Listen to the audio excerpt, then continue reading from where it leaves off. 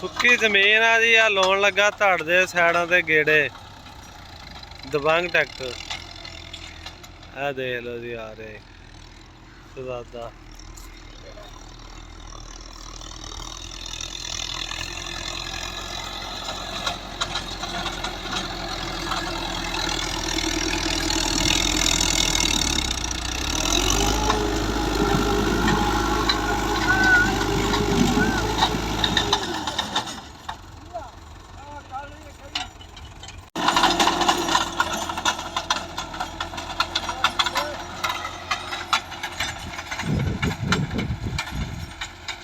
ਹੁਣ ਉਤਰ ਗਿਆ।